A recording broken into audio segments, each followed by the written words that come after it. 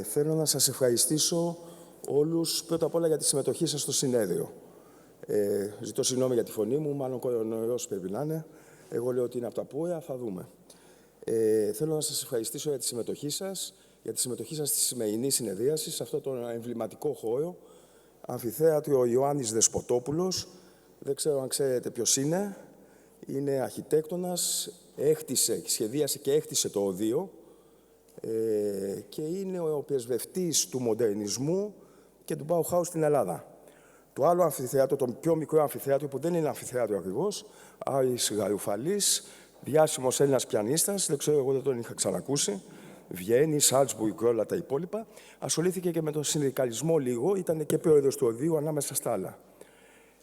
Αυτό το αμφιθέατρο που βλέπετε, που είναι εντυπωσιακό, είναι χτισμένο ακριβώς στα σχέδια, και συγγνώμη για τα που δεν έχει σχέση, αλλά εντυπωσιαστήκαμε όταν το πρωτοείδαμε, των παλιών αρχαίων οδείων και θεάτριων στην αρχαία Ελλάδα. Να σας ευχαριστήσω λοιπόν που είσαστε σήμερα εδώ. Θέλω να ευχαριστήσω όλες τις εταιρείες, γιατί χωρίς τις εταιρείες η ακτινολογία δεν θα υπήρχε, όπως παντού στον κόσμο.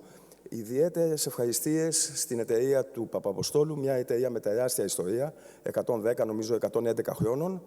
Έχει βοηθήσει διαχρονικά τους ακτινολόγους, την ακτινολογική εταιρεία, το περιοδικό μας και ό,τι μπορεί να έχει σχέση. Ανάμεσα στα άλλα που έχει η εταιρεία αυτή, τα τελευταία χρόνια και προωθεί πάρα πολύ, είναι αξονική και μαγνητική τομογράφη της United Imaging. Στα πλαίσια λοιπόν αυτών των καινούριων τεχνολογιών που έρχονται, κανονίσαμε αυτές τις δύο ομιλίες σήμερα. Από τον Stefan Ulzheimer, ο οποίος είναι General Manager, είναι Γενικός Διευθυντής όλων των αξονικών της United Imaging στην Ευρώπη, και από τον Benjamin Robert, ή Robert γιατί είναι Γάλλος, Robert λοιπόν, Benjamin Robert, he's a Frenchman, που είναι ο General Manager όλων των μαγνητών της Ευρώπης. Τα θέματα που θα συζητηθούν, θα προσπαθήσουμε να το συντομεύσουμε για να είμαστε στην ώρα μας, θα είναι για το dual source αξονικές και τη νέα τεχνολογία που έχετε και θα είναι το μέλλον, το Photon-Counting, και μετά για τα high field μαγνητικούς τομογράφους, τον 5 Τέσλα, που είναι μοναδικός 5 Τέσλα παγκοσμίως, που έχει για ολόσωμες μαγνητικές πάει αδειοδότηση. So, please, Stefan, dual source and Photon-Counting. Thank you very much for the kind introduction. It's great to be back in Athens. Always a pleasure to visit here. It's been a couple of years for me, but I have the pleasure today to, well, introduce what we are currently working on. So it's basically an outlook beyond the portfolio that we're currently already offering in terms of CT. But before I start, a couple of words about the company itself. So United Imaging Healthcare basically is a universal provider, manufacturer for healthcare devices. So we only exist now for 14 years, roughly. So we're a very young company, originally out of China. But we grew into, well, a global company, as you will see, with, for CT at least, installations in over 40 countries right now. And our vision is really be an innovator in healthcare. So leading healthcare innovation is our vision, and our mission is to bring equal healthcare to all. And this, of course, doesn't mean cheap. Let me be that blunt. It means to bring high quality to all regions, to all markets, in terms of medical devices that really add clinical value for your patients. As I said, we have a rather short history so far, but at a great pace, I think, we arrived at impressive numbers. So at the moment, globally, we have roughly 12,000 employees, and this is our particular strength, I think. almost 50% of the employees work in R&D.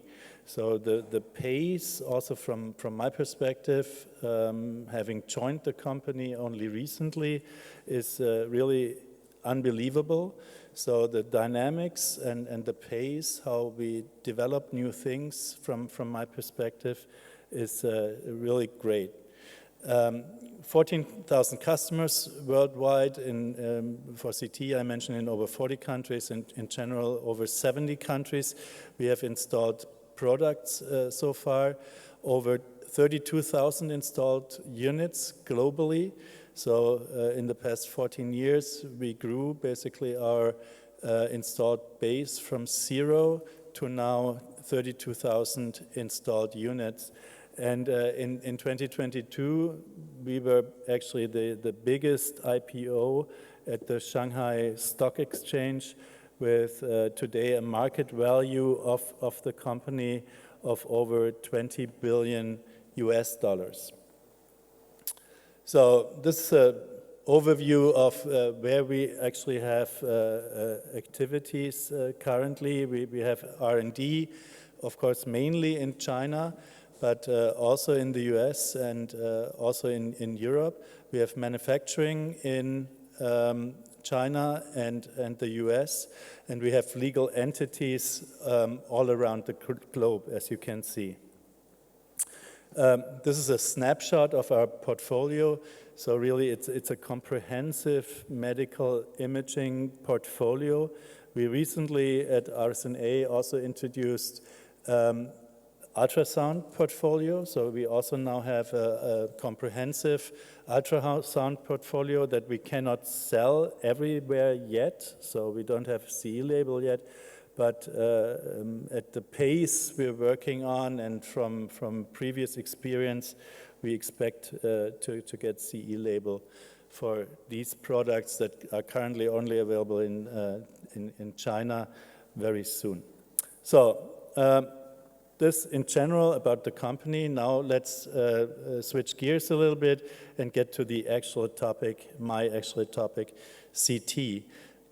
This is our CT portfolio, so we cover currently already the whole spectrum of CTs, from entry-level CT, typically 2 centimeter detector width, 0.8 seconds rotation speed, 50 kW generator, over mid-range CTs, and we're compared to competitive products, always in terms of hardware already, a little bit better. So our typical mid-range system has 0.3 seconds rotation speed, for example, can be as an option equipped with a 100 kW generator. So mid-range CT systems up to high-end CT systems. In CT, this currently means, and we so far went the single source route, so wider detectors.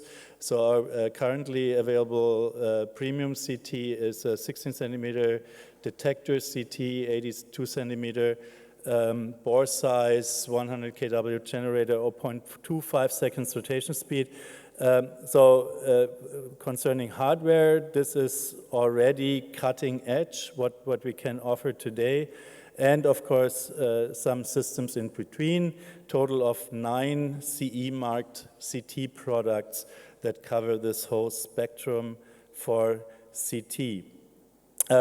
We've come a long way, so only 14 years with significant milestones, always having, and I mentioned this number already, always keeping AI in mind. So we really grew from scratch with AI in our DNA. So all problems on this way were really solved also by AI experts, and we use AI in every area where it makes sense. From patient preparation through patient scanning during the actual scan, image reconstruction across the portfolio. We use deep learning, AI reconstruction to really get most out of the measured data, and of course also for post-processing, to make post-processing as automized and as robust and repeatable as possible. Again, I don't have the time to get into the details. you will some examples later, especially with respect to AI-based CT image reconstruction. But now let's look into the future, what we're currently working on. We launched the system 5 weeks ago in China. We have 4 installations so far in China. It's called UCT Series. And as you probably know, I mean, 15 years ago, roughly, the paths split. There was one manufacturer for high-end CT that went the dual source route, so basically having 2 sources and 2 detectors in one gantry, mainly to improve temporal resolution for cardiac imaging, but also scan speed in general, and to do excellent spectral imaging, because tube spectra can be optimized individually, and this is always a good approach to get the best possible spectral information out of a CT scanner. And the other route was wider detectors in order to be able to cover the whole organ, especially the heart, within one rotation. Or, I mean, for CT single source, you always need half a rotation at least. So 1 beat cardiac imaging, so you can cover the whole heart within 1 cardiac heartbeat. Both approaches have their advantages, right? But so far, nobody has managed really to combine these 2 approaches again. So 1 beat cardiac imaging with highest temporal resolution in plane.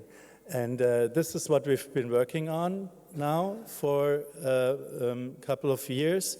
So to combine these 2 approaches again, these 2 paths that split 15 years ago. So on the one hand, the advantages of dual source CT and the advantages of wide area detector CT. Because, I mean, the driving force behind CT development of the past 30 years, I would say, were these 4 pillars. So in the end, it's spatial resolution, it's temporal resolution, it's whole organ coverage that brings a lot of advantages when it comes to perfusion and, of course, also the robustness of diagnostic imaging. Plus, what I mentioned, really add this other dimension of obtaining spectral and functional information with CT through the acquisition of dual energy data.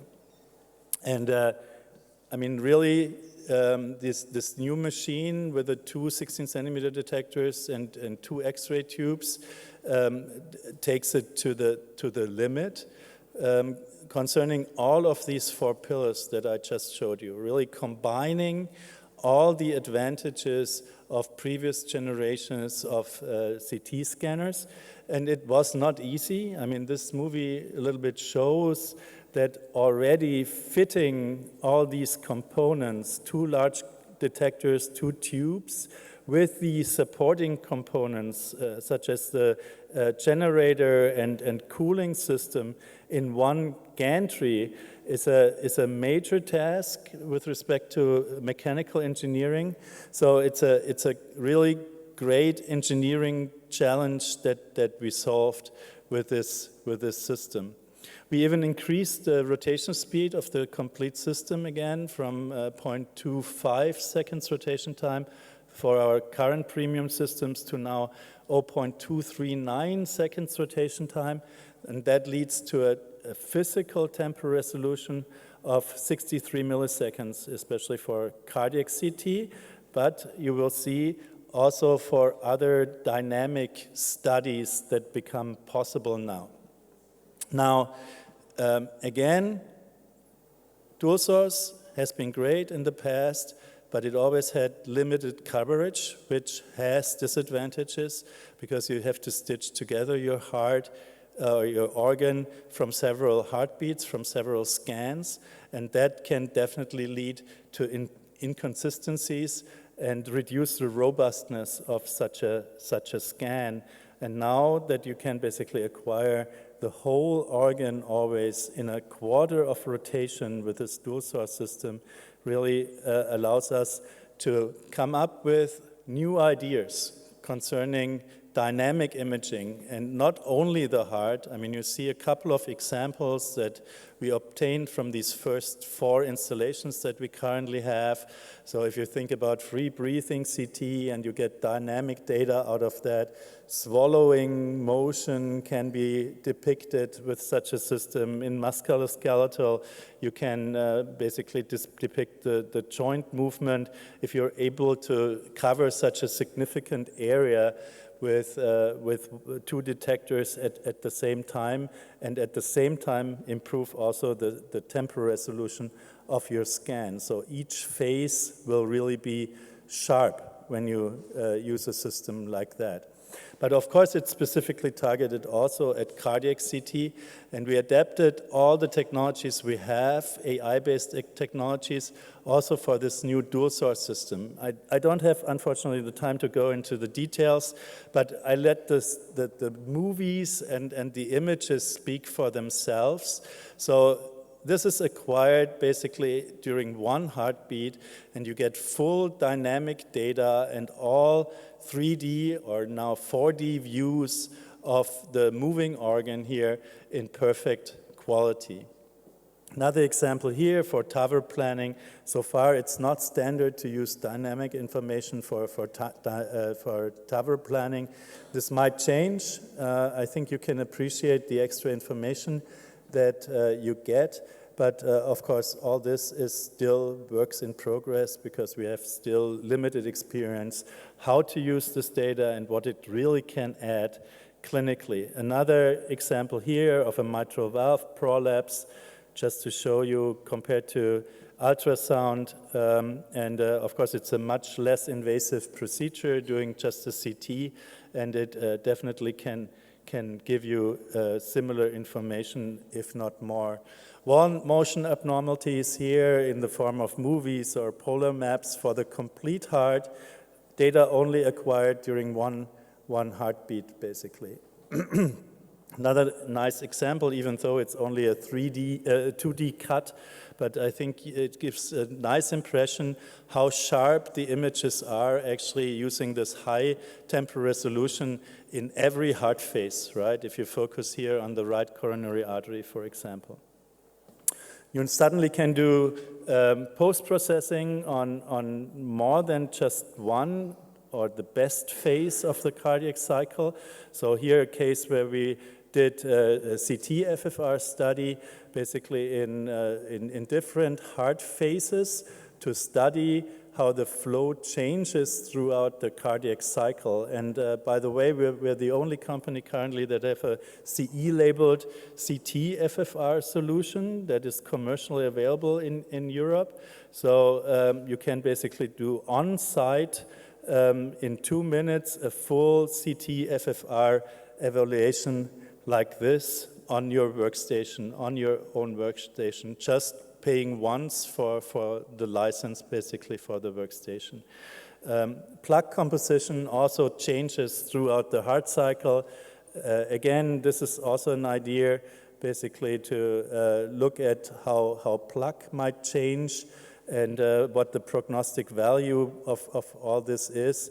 We need to see, but now it suddenly becomes possible to get, again, high-quality diagnostic data throughout the heart cycle from every heart phase. Another TAVR example here as a follow-up study that can nicely show how we also use AI-based metal artifact correction with this artificial valve here. Other ideas, pulsation of aneurysms here in this case, or what I already mentioned, basically free breathing scan, and in all breathing phases, you get really sharp images because of the high temporal resolution of the system. Another case more in detail here, swallowing motion. The movie unfortunately doesn't run. We also managed to develop a completely new detector. It's not a photon-counting detector yet, but the main promise, currently published promise of photon-counting is increasing spatial resolution significantly, right, through thinner slices. So standard, I would say, today on conventional detectors is 0.5, 0.6 millimeter thinnest slice thickness. Photon counting typically can deliver 0.2 millimeters, but not for such a volume, right? You always have to keep that in mind. Here we're talking about always 16 centimeter coverage for all the data that I will show you. So, and here with this newly developed detector, we have a slice thickness of 0.33. So we're getting close to photon counting, even though we're not there yet. But for the full detector coverage of 16 centimeters. And with that, you can generate results like that. Here, typical image quality on a conventional detector, always on the left.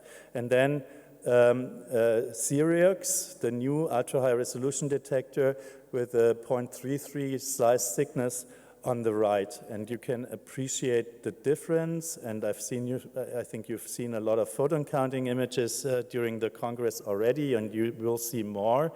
It's very close, and as you will see, we're also working on photon counting, but this is, I think, a great intermediate step in the direction of photon counting with conventional detectors. Another lung example, here, dynamic high-resolution imaging with, let me click on this movie. I don't know why it's not working.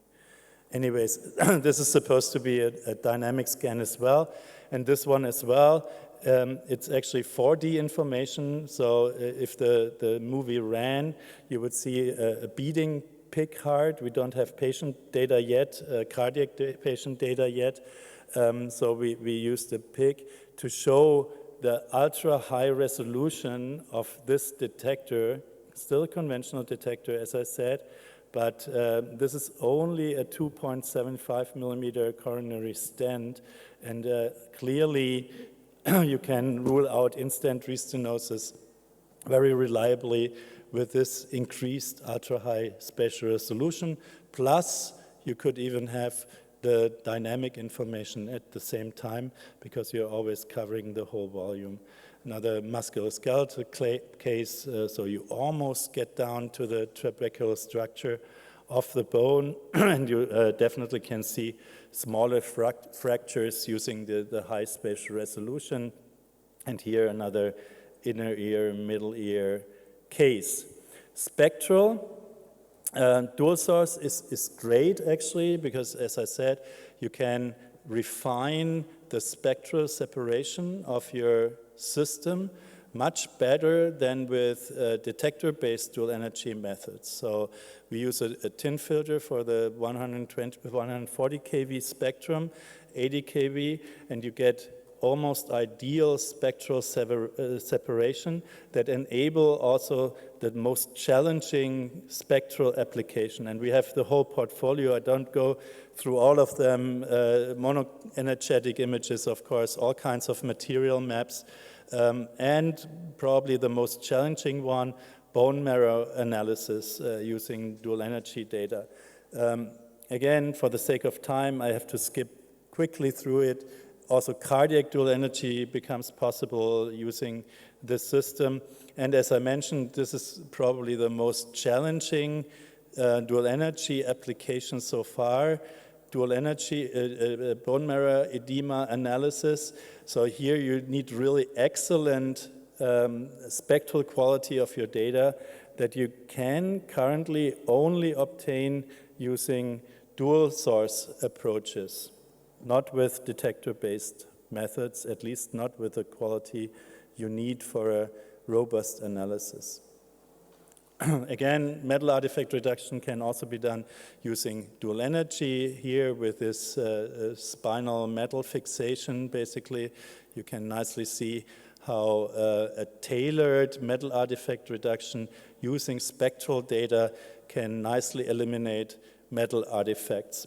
And this is probably, something that really only wide area detectors can do well, cardiac perfusion, because over a certain period of time, you need to repeatedly scan the whole organ.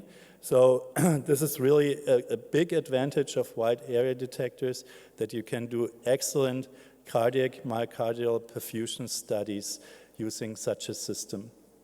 But as I said, in parallel, we are also working on photon-counting detectors, but the detector is a very important component of a CT, but of course not the only important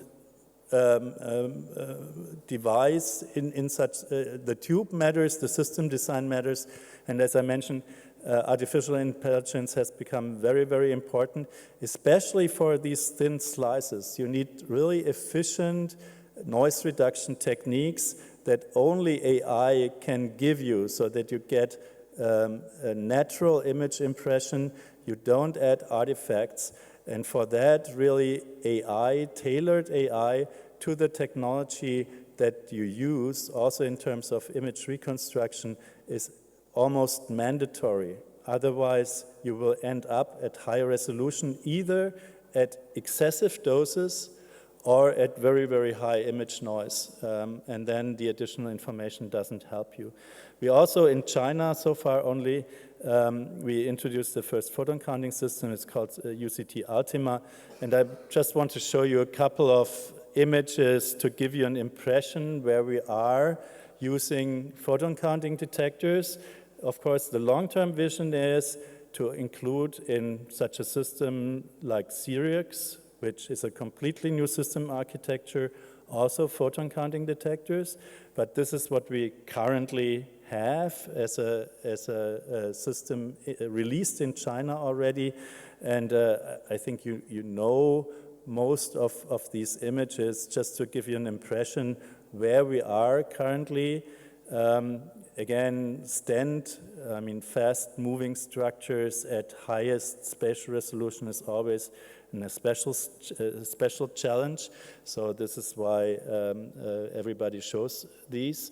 And I mean, look at the resolution. I mean, you can see the individual stent struts and clearly rule out any restenosis inside such a stent.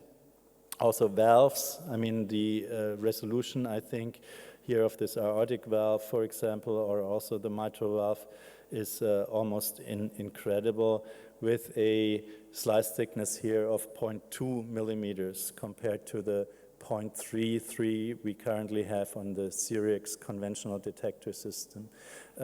You also can get spectral information, of course, out of a photon counting detector.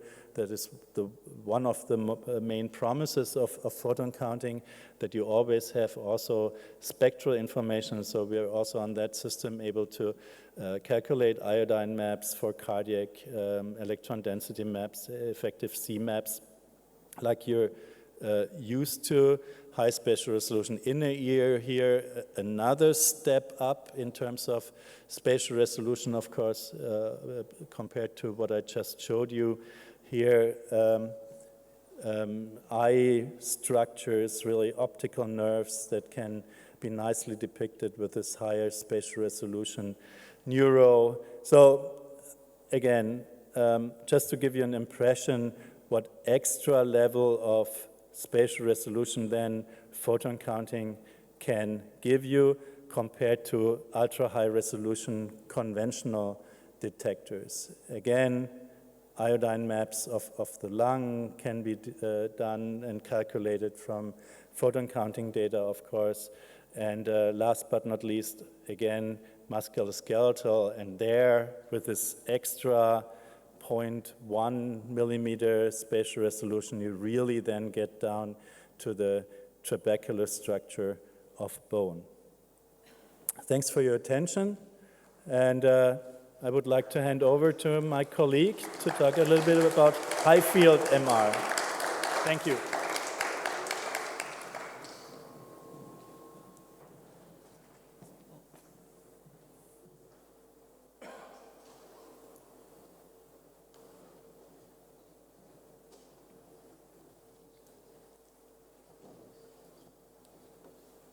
Okay, so while they are setting back the presentation, thank you for being here. Thanks for also organizing this, our dear business partner in Greece. really, I'm happy to be here just to share some of the innovation United Imaging was able to set. And talking about innovation, 5 Tesla is definitely one of those. And somehow everyone has been looking for ultra-high field since, I would say, 15 to 20 years. It started with the animal studies. But indeed, why are we trying to figure out to improve and to increase the magnetic field? One of the reasons is definitely SNR. I mean, everyone is telling you as soon as you are going to higher field strength, you are increasing the signal-to-noise ratio. You are able to reach higher resolution. Typically, this is what Stefan was presenting with the city, and this is exactly what is happening with the high field strength for the magnet. Another effect that is improving with the 5 Tesla, with increasing the magnetic field, is the susceptibility effects. And so typically every time you are going to a higher field strength, this is what you see between 1.5 and 3 Tesla. Definitely you see this as well for 5 Tesla. You are increasing this effect, and you are able to better depict every kind of microbleeds within the brain. And another effect that is sometimes spoiling your experience while moving from 1.5 Tesla to 3 Tesla is the T1 lengthening. Typically why I'm mentioning it is spoiling your experience, it's because the T1 images are getting more, I would say, grayish, because the T1 values are pretty close one to the others. And the good effect of this is also you are increasing the effect for every angiography images, and you are improving how far you can reach using this.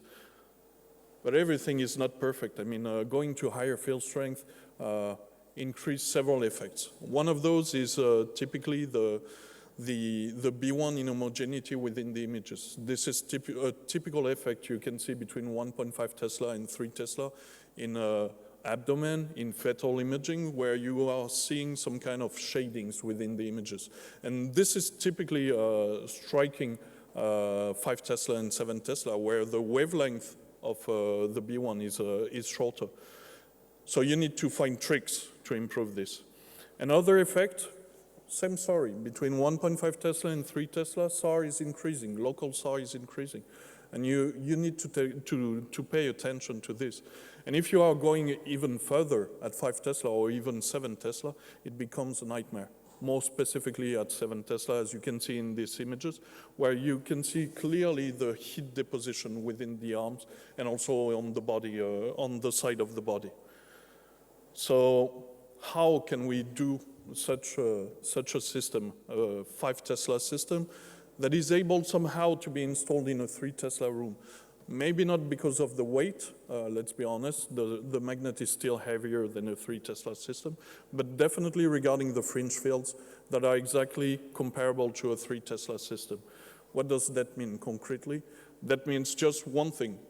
Every single injector, or every single electrical device you put within the 3 Tesla system can be located exactly at the same location for a 5 Tesla system.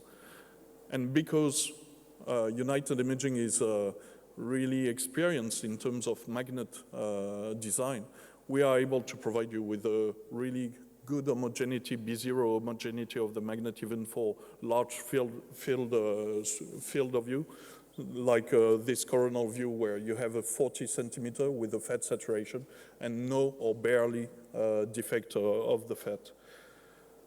However, there is another challenge, which is the B1 homogeneity that I talked a little earlier. And this challenge can be overcome by using several IF channels. So at 1.5 Tesla, you only need one. At 3 Tesla, definitely it's better to have 2. And here at 5 Tesla, we are using 8 body IF channels. And because this body coil is emitting the radio frequency waves, we don't need anymore to use transmit and receive coils for those systems. So we are able to provide you with all kind of coils that are only, I would say, receiving coils. And so the whole work is done by this 8-channel body coil. And this is how we were able to create this 5 Tesla system, which is one part of our portfolio, starting from 1.5 Tesla to 5 Tesla, with CE and FDA approved system. The 5 Tesla is approved for CE and FDA. The 9.4 Tesla, let's be honest, you don't want to use it, especially for your patients. It is a 30 centimeter bore size. It is dedicated to rodents and to animals. But definitely one thing is sure, all those different systems are sharing the same platform, which is called UI5 technology. This is really exactly the same features, the same software algorithm that you will find on our 1.5 Tesla, 3 Tesla, and 5 Tesla. And it is exactly the same story regarding the advanced applications. Everything is within this configuration, and you are able to do whatever you want in terms of acquisition. You don't need to wonder, do I have my cardiac package, for instance? It is within the platform. And so this leads you to being able, with the ultra-high field, to acquire brain images or knee images. At least it was what was possible with 7 Tesla. But now with the 5 Tesla, because we are using a body RF coil and receiving coils, we are able to provide you with images not only in the brain, not only in the knee, but for every single body part. And it is, as I stated earlier, a CE-labeled system. You might wonder, is it a research system? I mean, if you heard about the workflow on the 7 Tesla, definitely I would answer no, it's a research system. But because the 5 Tesla system has been designed with the clinical workflow, it is definitely a clinical system. Not only because it is CE-marked, but it is used as presented here within about 40 facilities in China. It will be installed by the end of Q1 this year in Madrid, in Spain. So you will be able to have also feedback from a European radiologist. It will be also installed in the Netherlands. And definitely what people are saying about this system is we don't see the difference between a 3 Tesla and a 5 Tesla. I mean, in terms of images, definitely you will see the difference. I mean, I will show you afterwards. But in terms of workflow, in terms of patient throughput, it is exactly the same thing as any clinical system. In terms of protocols, of course, you are looking for higher resolution. So you are spending a little more time than what you are used to. But definitely when you look at those different protocols that are today clinically used within hospitals, it definitely looks like whatever you are doing at 1.5 Tesla and 3 Tesla. But as I stated, in terms of images, you reach a different level. You reach really high resolution images like those 2 acquisitions that are 0.4 millimeter isotropic acquired within 5 minutes. Same story regarding what you can do with those techniques. Here you have a higher resolution regarding all kind of acquisition like susceptibility weighted images. And even when you are zooming a little bit within the T2 images, you are able to identify new microbleeds within the brain. You might have spotted that I am not really a clinical guy. I'm more on a scientific part. And typically, whenever people were talking about multisclerosis, they were always stating this venous sign within the lesions. And here, definitely, because you are reaching the resolution you are expecting from a 5 Tesla, you are able to depict it properly and pretty easily. As I told you, I'm more a scientific guy than a clinical guy. And one of the things I've been working on is typically on 7 Tesla and trying to do some C-spine imaging. And one of my issues when I joined United Imaging was to discover that kind of images where you have a huge high resolution. I tried to do it at 7 Tesla, but it was a nightmare. And we were not close enough to obtain that kind of images. And indeed, in this routine, in this clinical routine, some of our collaborators were able to depict and to better identify, typically here, the different vessels within the subdural hemangioblastoma. I told you this system is not dedicated to neuro. I told you it's not only dedicated to knee. I showed you clearly C-spine imaging, but also I can show you cardiac imaging at 5 Tesla. I mean, if you are doing cardiac application, moving from 1.5 Tesla to 3 Tesla is definitely a challenge in terms of SAR, a challenge in terms of artifacts. Here, when you look at the images, definitely you are able to reach a higher resolution within all the anatomical images, but also on the late gadolinium enhancement. But what I'd like you to look at is the cine. And there might be something very strange. You don't see any bending artifacts in it. Usually you have those black lines within the images, which are artifacts coming from the true FISP acquisition. Here, because we have lots of SAR at 5 Tesla, we are not able to do true FISP images. So we are forced to use the old gradient echo acquisition, I would say. And somehow this is helping us because we are getting rid of the bending artifacts.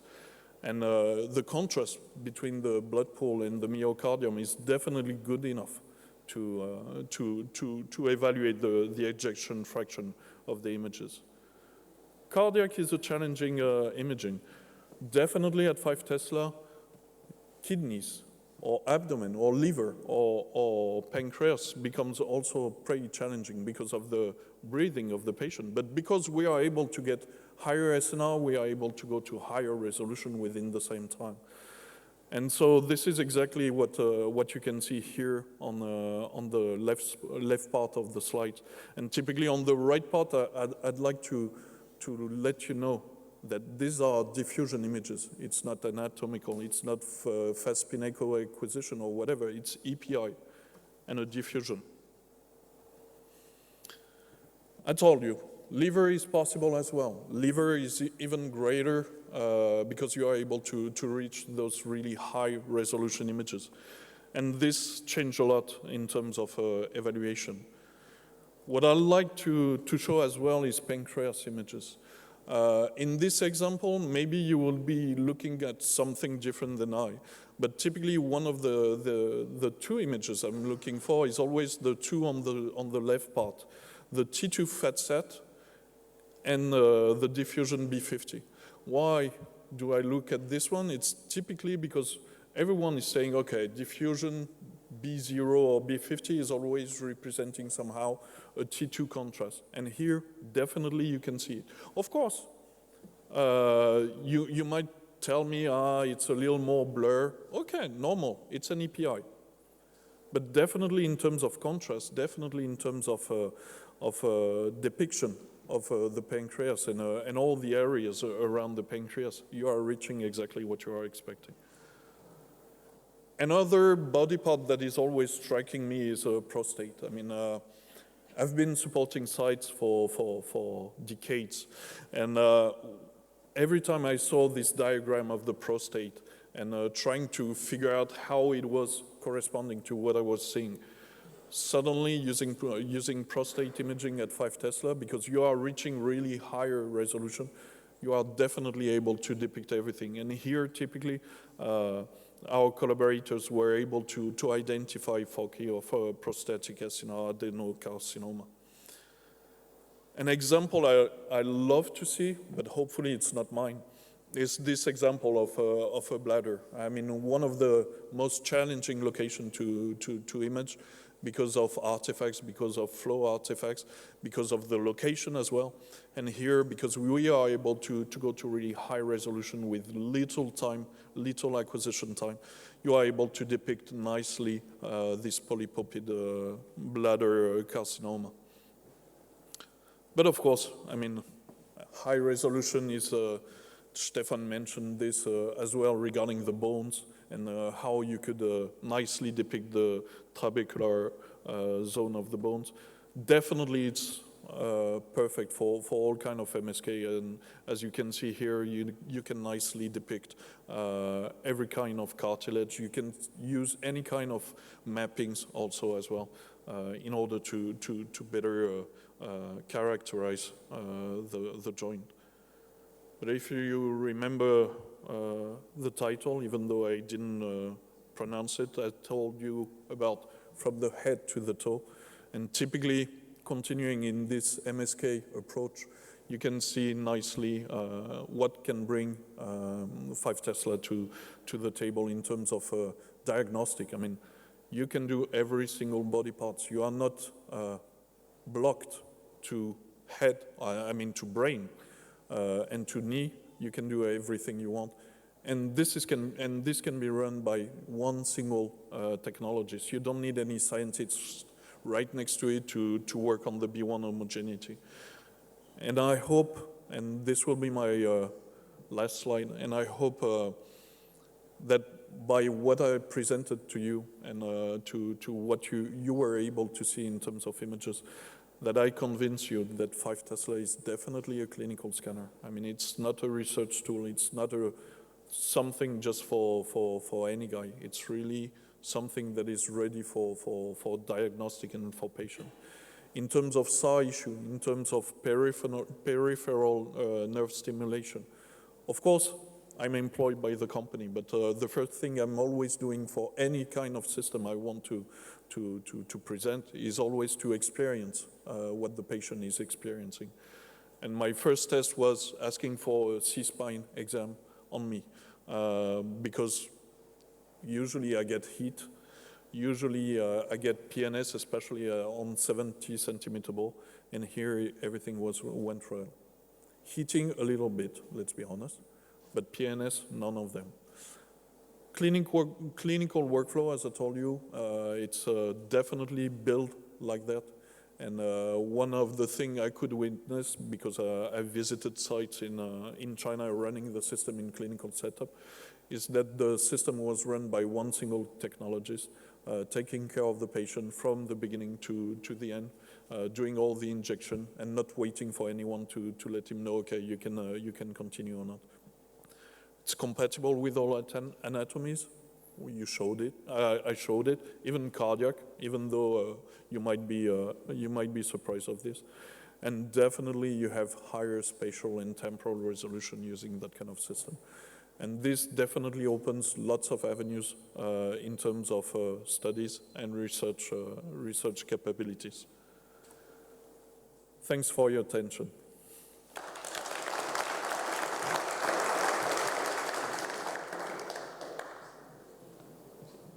Thank you, Stefan. Thank you, Benjamin. We have 2 minutes. Ερωτήσεις, θέλετε να ρωτήσετε κάτι? Δεν σας βλέπω με τα φώτα. Να σου πάω πιο παρά. Εντυπωσιακά νομίζω αυτά που είδαμε και ακούσαμε. Το μέλλον, έτσι είναι η τεχνολογία. Οπότε τελειώνουμε. Σας ευχαριστούμε πάρα πολύ. Thank you again so much. Και συνεχίζουμε και σας περιμένουμε στην τελετή έναρξης σε 1 ώρα από τώρα περίπου. Ευχαριστούμε πολύ.